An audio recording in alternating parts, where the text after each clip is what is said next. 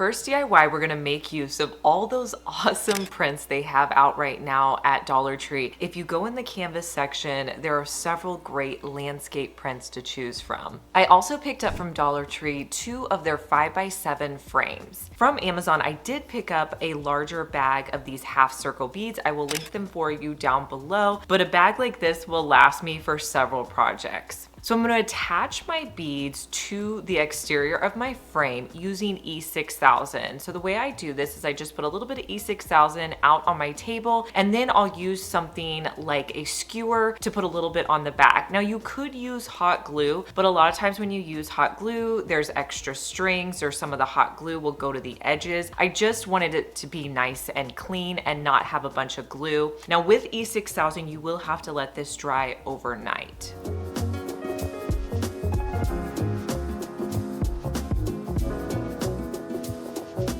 Next, I'm going to spray paint both of the frames with a gold spray paint. So I'll start on the back side, let that dry, flip it over, and spray on the front.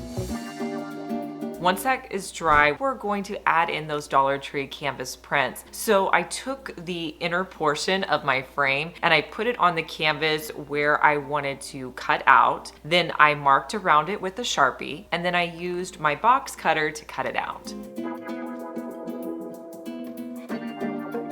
Then I'll place it into the frames, add on the backing, and I'll do the same to the other frame.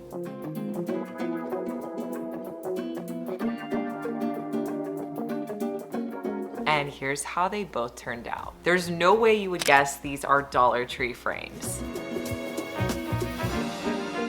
Let me show you how to make a sturdy outdoor side table for around $10. From Lowe's, you'll need to pick up 4 of these red concrete edging stones, and then you'll need 1 of the concrete paver stones. You're also going to need some liquid nail. So I'm going to start by placing 2 of the edging stones together. Now these are really flat and they will fit well together. And then I'm going to take a little bit of the liquid nail and put it on the edge of 1 of my edging stones. And then I'll place the 2 of them together. Now with my 3rd edging stone, I'll put some more liquid nails on the back of that, and I'm going to place this stone in the back. I want to create an X with my paver. So you want to make sure the bottom half of your paver is secure to the other concrete pavers. Then I'll add a little bit of liquid nail to my 4th paver and place it on the front side. Now you can let this sit and dry, or you can move on to your next step if you feel like everything is holding secure together. I'll add some liquid nail to the top, and then I'll place the square paver on top. Once the liquid nail is dry, you have a sturdy outdoor side table.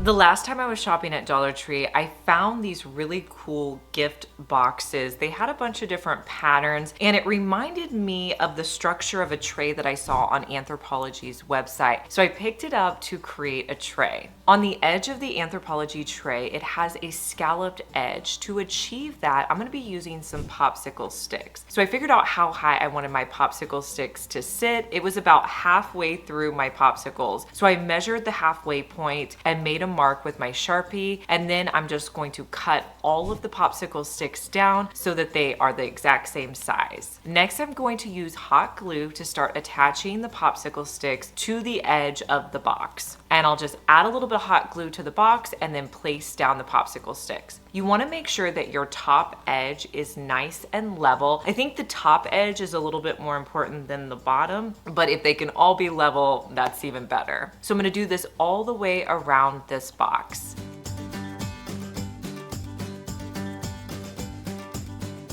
Now, it was raining whenever I started this DIY, so I decided to paint it inside, and I mixed some of my acrylic paints with baking soda, and I started painting it. It was kind of this cream color, but if you guys know anything about spray painting, it's just a little bit easier and it goes faster and you could do less coats.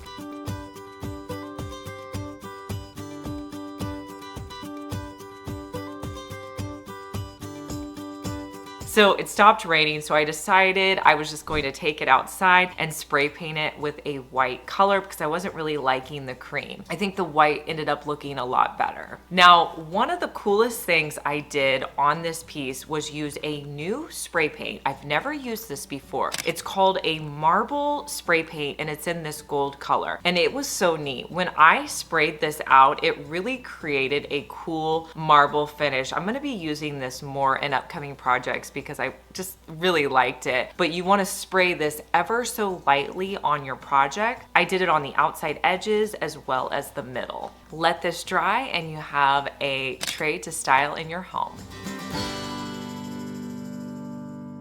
Let's put together a wreath. So for this project, you're going to need a wire wreath form. I have to tell you, this is the one that I have been using for most of my wreaths lately. I love the size of it and I love that you can get it for $1.25. I also picked up these gorgeous Dollar Tree lamb's ear. Aren't you so excited that Dollar Tree sells these stems right now? I think they're gorgeous and perfect for wreaths. So I'm gonna start with those and then we'll add in some florals a little bit later. So what I did was I took all of my stems and I put them into bundles of 3. That's how I usually like to attach my base floral to my wreath. So I'm gonna take the 3 lamb's ear and I'm gonna stagger them and then I'll start wrapping them around my wreath. And to secure them in place, my favorite thing to use is zip ties. So I'll put a zip tie in place and then I'll wrap around the stems and I may add an additional zip tie, just kind of depending on the stems and if they're sticking out. I had 5 different bundles that I placed around my wreath. Now, as you can see, I didn't completely cover this wreath, and I feel like whenever you're putting a wreath together, you kind of have to go in with different textures and layers. But with this wreath, I really wanted to stick with that same green color. So I went into my florals. I found this one stem that I had from Hobby Lobby. I started cutting pieces off of that and then just placing that in. To attach these pieces, I used hot glue, but it wasn't really giving me that bulk that I needed. I picked up a boxwood stem from Dollar Tree that was a similar color to the lamb's ear, and I'm gonna put 5 of those into my bundle, and I'll add those in with hot glue. Another trick I like to do is take my wreath, flip it over to the back, and then I can use additional zip ties to attach everything together. I can also put additional hot glue on just to really hold everything in place. Once I had all my florals in place, I wanted to add in some lemons, so I placed those strategically around my wreath and then I added hot glue to hold them in place.